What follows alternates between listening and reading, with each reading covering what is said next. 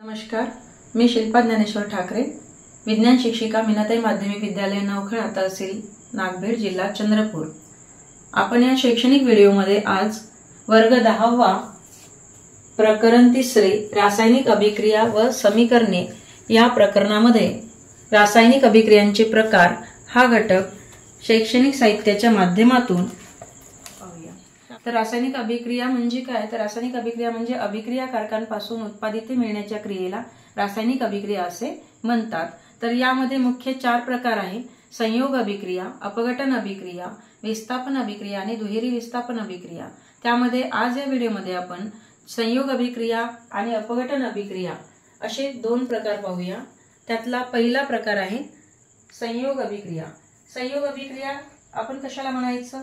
संयोग अभिक्रिया म्हणजे या अभिक्रियेमध्ये किंवा ज्या अभिक्रियेमध्ये 2 किंवा अधिक अभिक्रियाकारकांपासून रासायनिक संयोग होऊन फक्त एकच उत्पादित तयार होते, त्याला आपण संयोग अभिक्रिया असे आपण म्हणतो। उदाहरणार्थ मी इथे घेतलेलं आहे की कॅल्शियम ऑक्साईड, याला आपण चुना म्हणतो किंवा चुनखडीचं सूत्र आहे, आणि याच्यात जर पाणी टाकलं म्हणजे चुन्यामध्ये आपण पाणी टाकलं तर हे 2 अभिक्रियाकारक झाले, तर आपल्याला कॅल्शियम हायड्रॉक्साईड म्हणजे चुन्याची निवळी हा एकच उत्पादित मिळत आहे आणि उष्णता बाहेर पडत आहे, त्यामुळे ही उष्मादायी सुद्धा अभिक्रिया आहे।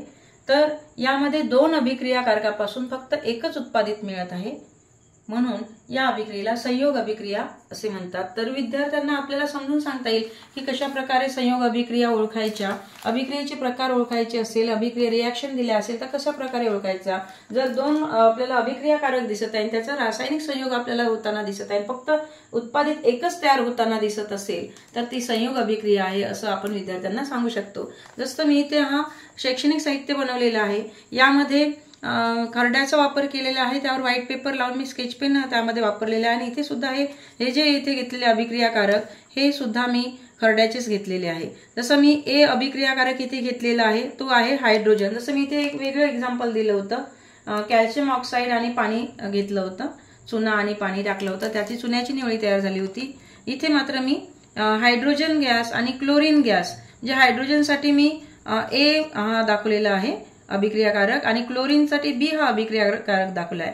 जसं हायड्रोजनचे घेतलेले आहे 2 अणू, तर 2 अणू मी व्हाईट या थर्माकोलच्या बॉलने इथे दाखवलेले आहे, आणि क्लोरीनचे 2 बॉल मी काळ्याने दाखवलेले आहे, थर्माकोलचेच आहे पण काळ्या कलरचे आहे। त्यानंतर यांचं दोघांचं कॉम्बिनेशन होऊन, केमिकल कॉम्बिनेशन होऊन तयार झालेलं आहे 2HCl म्हणजे हायड्रोक्लोरिक ऍसिड तयार झालेला आहे। तर अशा प्रकारे थर्माकोलच्या बॉलने मी इथे दाखवलेला आहे ए रिएक्टंट प्लस बी रिएक्टंट आणि हा AB प्रॉडक्ट इथे तयार झालेला आहे। तर अशा प्रकारे विद्यार्थ्यांना संयोग अभिक्रिया या माध्यमातून आपण प्रात्यक्षिकाच्या केमिकल्सच्या माध्यमातून प्रयोगशाळेमध्ये नेहमीच करतो। तर अशा हा पहिलाच प्रकार म्हणजे प्रयोग मी इथे केलेला आहे की शैक्षणिक साहित्य इथे तयार करून रासायनिक अभिक्रियेचे प्रकार समजून देण्याचा विद्यार्थ्यांना प्रयत्न केलेला आहे। त्यानंतर दुसरा प्रकार आहे अपघटन अभिक्रिया। अपघटन अभिक्रियेमध्ये आपण बघतो की अपघटन अभिक्रियेचे 2 प्रकार आहे, औष्णिक अपघटन आणि विद्युत अपघटन। तर अपघटन म्हणजे काय? तर अपघटन अभिक्रिया म्हणजे संयोग अभिक्रियेच्या अगदी उलट, म्हणजे संयोग अभिक्रियेमध्ये 2 किंवा अधिक अभिक्रियाकारक राहतात, उत्पादित मात्र एकच राहते। अपघटन अभिक्रियेमध्ये त्याच्या उलट, म्हणजे अभिक्रियाकारक एकच असते आणि उत्पादित मात्र 2 किंवा अधिक राहू शकतात। तर इथे उदाहरण घेतलं आहे की आपण की अपघटन अभिक्रिया कशाला म्हणायचं? तर ज्या अभिक्रियेमध्ये एकाच अभिक्रियाकारकापासून 2 किंवा अधिक उत्पादिते मिळत असेल तर त्याला अपघटन अभिक्रिया असे म्हणतात। उदाहरणामध्ये मी कॅल्शियम कार्बोनेट घेतलेला आहे, चुनखडी, जसा खडूचं सूत्र आहे कॅल्शियम कार्बोनेट, तर CaCO3 हे त्याचं सूत्र आहे। याला जर उष्णता दिली, हे औष्णिक अपघटनाचं उदाहरण आहे, याला जर उष्णता दिली तर तयार होत आहे कॅल्शियम ऑक्साईड म्हणजे चुना आणि कार्बन डायऑक्साईड हा वायू, तर हा वायू उडून जातो म्हणून याला गॅसचं तसं चिन्ह दिलेलं आहे। तर अशा प्रकारे म्हणजे एका अभिक्रियाकारकापासून 2 किंवा अधिक उत्पादिते तयार होतात, त्याला आपण औष्णिक अपघटन, उष्णतेच्या सहाय्याने होते म्हणून औष्णिक अपघटन असे आपण म्हणतो। म्हणजे जे अपघटन उष्णता ऊर्जाद्वारे केलं जाते त्याला औष्णिक अपघटन असं आपण म्हणतो। त्यानंतर विद्युत अपघटन। विद्युत अपघटन मध्ये इथे सुद्धा एकच अभिक्रियाकारक आहे, इथं आम्लयुक्त पाणी घेतलेलं आहे उदाहरण, आणि याच्यातून समजा विद्युत ऊर्जा आपण पाठवली तर हायड्रोजन गॅस हा वेगळा होतो आणि ऑक्सिजन गॅस हा वेगळा होतो। म्हणजे इथे 2 उत्पादिते तयार होऊन राहिलेले आहे, म्हणजे एका अभिक्रियाकारकापासून दोन उत्पादिते तयार होत आहे, याला आपण म्हणतो विद्युत अपघटन। हे अपघटन विद्युत ऊर्जेच्या सहाय्याने होते, म्हणून याला विद्युत अपघटन असे म्हणतात। तर विद्यार्थ्यांना आपल्याला अपघटनाचे दोन्ही प्रकार औष्णिक अपघटन आणि विद्युत अपघटन आपल्याला या रिॲक्शनच्या माध्यमातून प्रात्यक्षिकाच्या माध्यमातून समजावून सांगू शकतो।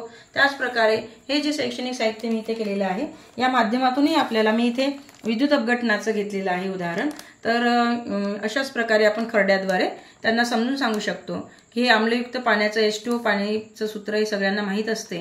तर या आम्लयुक्त पाण्यातून समजा विद्युत ऊर्जा पाठवली तर जसं मी आम्लयुक्त पाणी मग आता दाखवलेलं आहे, H2O पाणी दाखवलेलं आहे, म्हणजे हा पूर्ण एक म्हणजे अभिक्रियाकारक रिॲक्टंट घेतलेला आहे। बघा पाण्याचे म्हणजे हायड्रोजनचे 4 अणू, तर 4 अणू मी व्हाईटने दाखवले थर्माकोल बॉलने, ऑक्सिजनचे 2 अणू, तर 2 अणू मी रेड बॉलने दाखवलेले आहे ऑक्सिजनचे। तर अशा प्रकारे पटकन विद्यार्थ्यांना समजून जाते रिॲक्शन। त्यानंतर हा AB हा रिॲक्टंट होता आहे कंबाईन, मग याचं म्हणजे अपघटन झाले असता म्हणजे विद्युत पाठवले अपघटन झालं तर हे वेगवेगळे झाले म्हणजे फुटले, वेगवेगळे झाले पदार्थ। तर A वेगळा झाला आणि B वेगळा झाला, तर म्हणजे H2 वेगळा झाला आणि ऑक्सिजन वेगळा झाला। तर हे 4 अणू हायड्रोजनचे बघा इथे दाखवलेले आहे थर्माकोल बॉलने आणि 2 ऑक्सिजनचे रेड थर्माकोल बॉलने दाखवलेले आहे। तर अशा प्रकारे जर हे पहिल्यांदा आपण अशा प्रकारे जर विद्यार्थ्यांना सांगितलं तर नक्कीच या अभिक्रियेचे प्रकार विद्यार्थ्यांना सहजासहजी लक्षात येईल। तर या माध्यमातून मला हेच सांगायचं होतं। धन्यवाद।